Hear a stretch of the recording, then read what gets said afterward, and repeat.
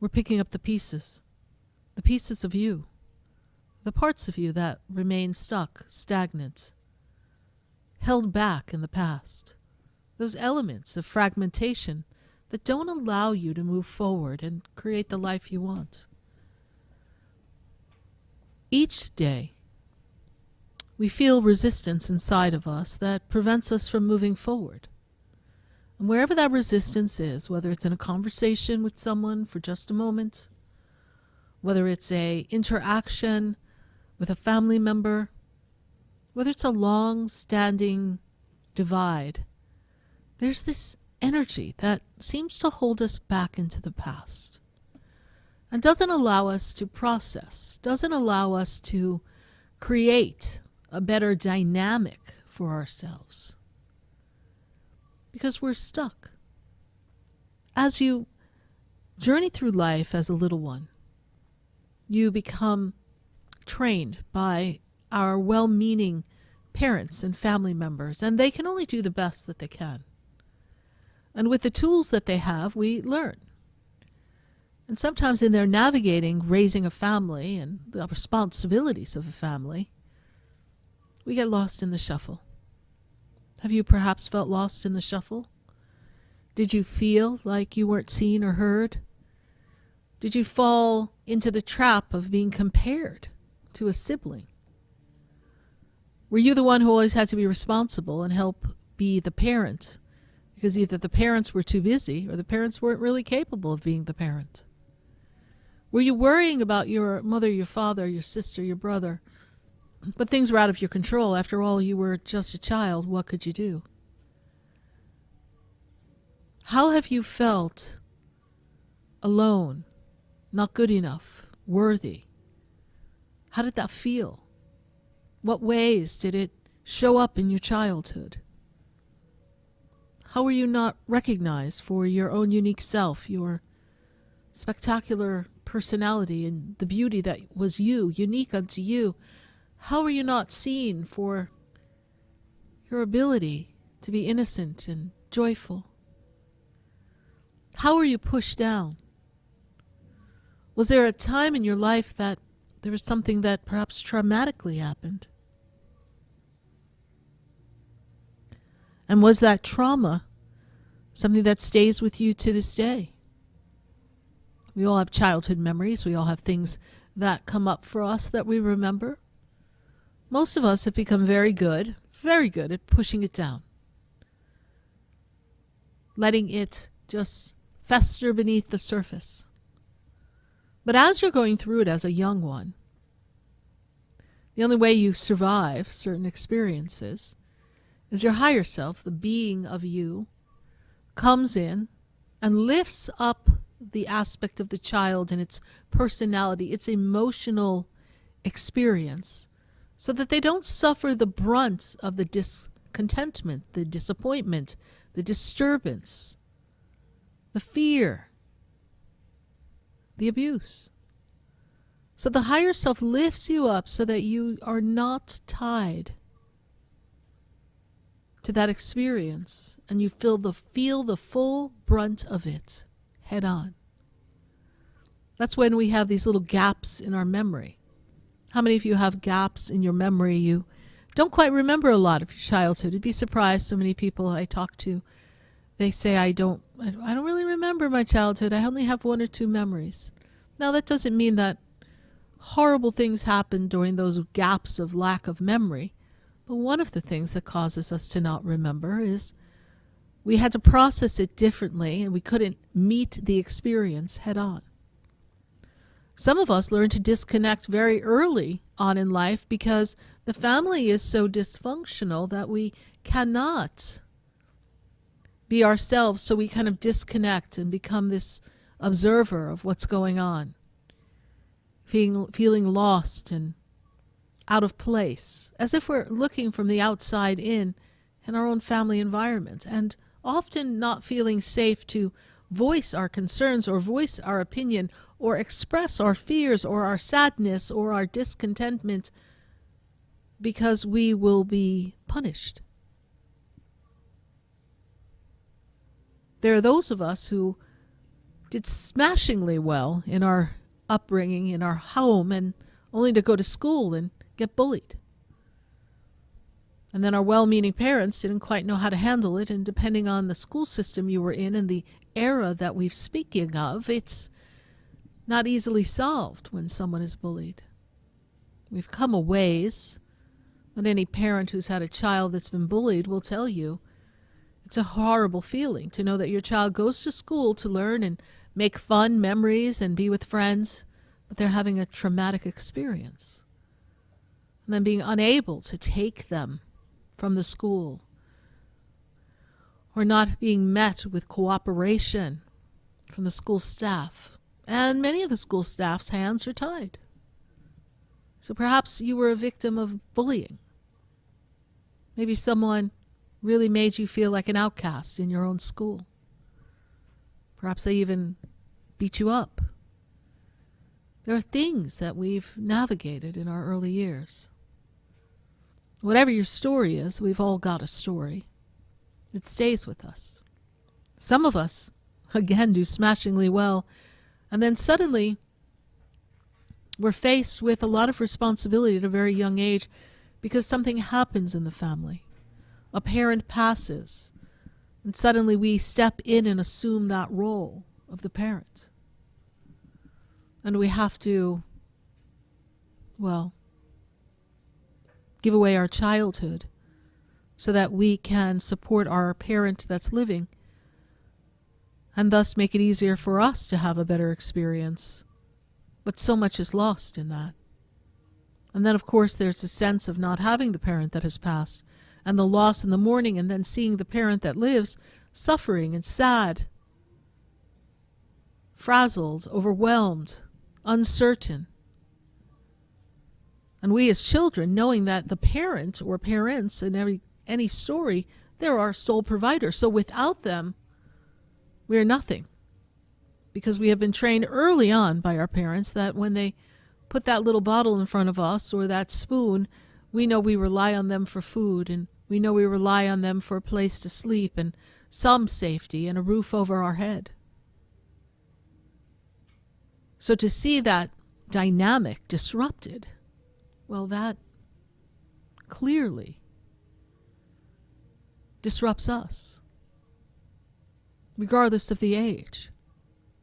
There's also that experience when we're a young adult and the parents perhaps have had their difficulties in their life, but then as we're entering our early adulthood, they decide to part ways. Maybe in the story, one of the parents isn't taking responsibility for their part, and another is left devastated. And we, the young adult, thinking we lived this picture-perfect, wonderful life, have been crashed and burned in ourselves, thinking that, was this all a lie? How does it go from the happy family that I've had and loved to the family that is broken and in a divide, and to a parent, a mother or a father, just totally distraught? And the family idea, the unit, and the idea of it is broken. There are so many ways that we can be taken off course in the idea of what we think life is, but what is life really? What is the experience? What have we really come here to do? See, as a little one, we think we've come here to play and go on the swing and have good times. And so it should be in our innocence to have those times. But if our parents don't nurture that, and if they themselves were not nurtured, because they can only nurture and love and teach the way they have been taught, unless they're actively choosing to break a cycle, we too will fall victim to some of their experiences from their childhood. We can only be who we are conditioned by an environment to be until we realize that we have a choice within. There's always a choice. But as a little one who just has to survive, there's so much built inside, And I'm sure in this conversation that we're having, many of you can relate to something that happened when you were younger. Be it a loss of a parent, a breakup of a marriage, a bully in the school system, or even in your own family, some traumatic, inappropriate experience as a child, or just parents being overly critical and demanding, or parents that are comparing you to another that is seemingly perfect and you are, well, the family black sheep or outcast. They just don't get you. It's okay. We can find those pieces that you left behind. We can find the pieces that have enslaved you to the past. We can pick up the pieces, the fragmented elements of those experiences, and find you again, and take you to the future,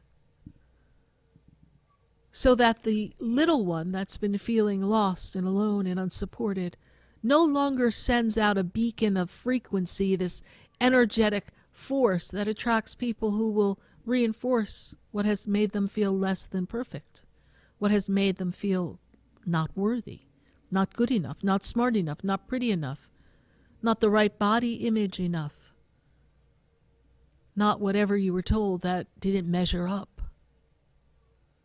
or however you felt abandoned and afraid and needed to feel safe but couldn't. Inevitably, we attract people who are very similar to those experiences. And then one day we're older. We become aware. Thank goodness society's waking up. And in the awareness and the wake up, we then realize that there's a pattern. We realize that we've had a pattern of relationships that have been similar. We then realize we've had difficulties with coworkers or friends. We then realize that we've been living in the shadow of a sibling, and as the sibling is being disrespectful even in our adult years, we then choose to step away. We begin to make choices to no longer live that experience. And even though many of us have become evolved spiritually and we are actively moving forward, there's something inside that just doesn't let us move forward. We make some steps, but they're not the leap that we truly want. We somehow find ourselves snared in a bit of discontentment all over again. Perhaps a milder version, but we haven't escaped the pattern that we thought we so actively, consciously, deliberately tried to step away from. You see, we are a frequency within.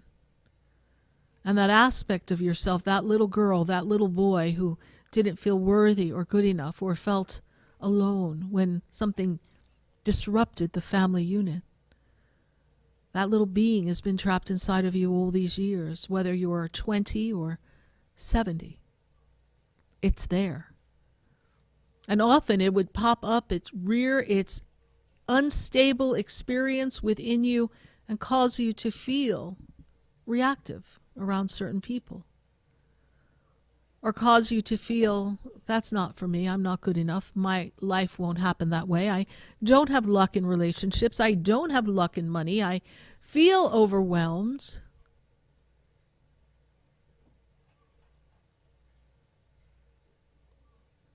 But we just can't change.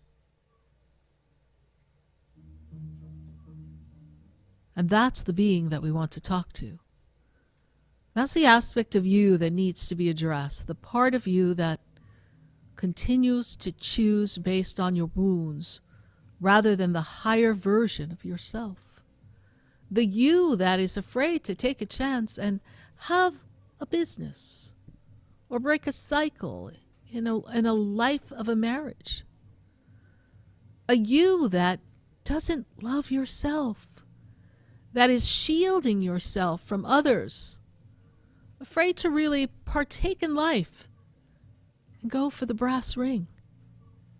There's you in your disturbance of self within, that little one that's literally locked in a room back in the house where you used to live, not able to come out?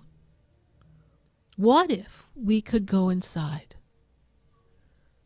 What if we could go back, not to relive all the things that disrupted you as a child, but what if we, in the remembering of what it felt like to be there for those experiences, what if we could then go back in time and there we could find that little one?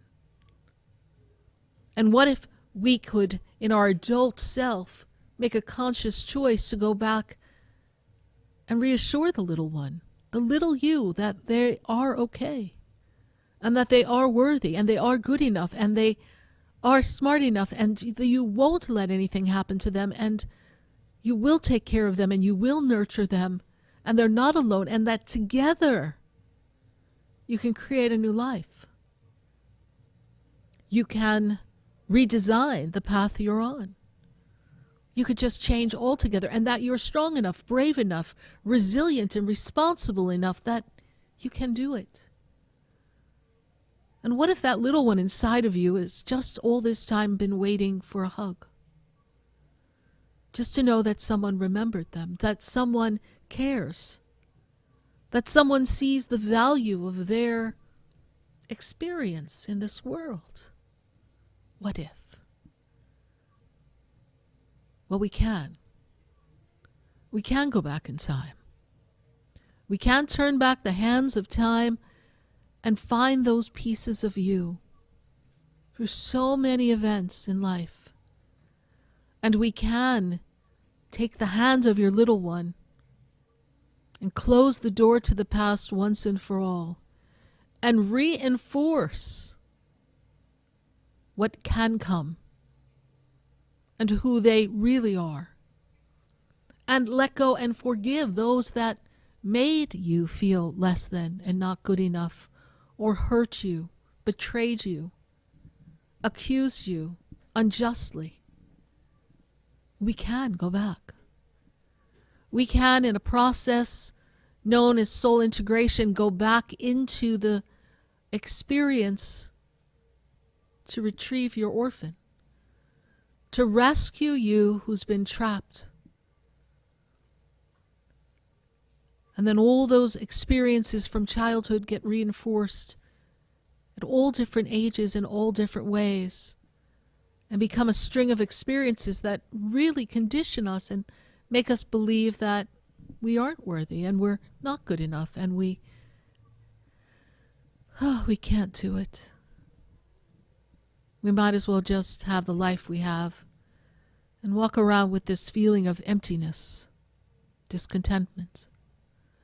Never before in all the years that I've been sitting across from people have I sat across from people feeling so burdened and overwhelmed. Have I sat across from people feeling lost? Has to be the number one word. Never before have I sat across from so many people who really didn't know how to love themselves and didn't give themselves permission to choose themselves. Yes, we've all had a lot of accomplishments and we've come so far. But what if even your greatest moments have had a level of Novocaine, so to speak, in the experience, and you haven't even experienced the joy, the happiness, the depth of love, the way you ultimately have come to feel and be and experience? What if we could make things real, really connected, really embraced and nurtured and feeling in the energy of love? What if we could do that? What would that change in your life? How could you see yourself a year from now, 2 years from now? Wouldn't it be lovely to not walk out of your house with anxiety or this empty pit in your stomach, or this concern or fear that we won't have enough, there's not enough money, or that the burdens are too much? Yes, the world is a challenging place at this time. But what if your little one inside is more familiar with the challenges than the victory? And what if your little one is hooking into all the challenges that your higher self is having difficulty allowing you to move forward for your victory, for your success, for your happiness, for your contentment, for your peace, for harmonious living? It's all there. It's all available for you in your life. It's all available for you to claim. We need just turn back the hands of time, and we need to tend to the broken pieces.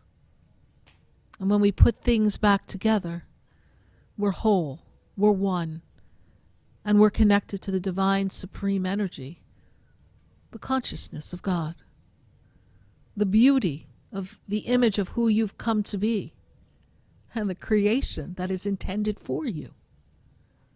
There are no mistakes. The family you chose, the experiences you've had, they're here to mold us, teach us. Would it have been great to not have experienced it? Of course. But we have the ability to shift how it impacts us moving forward.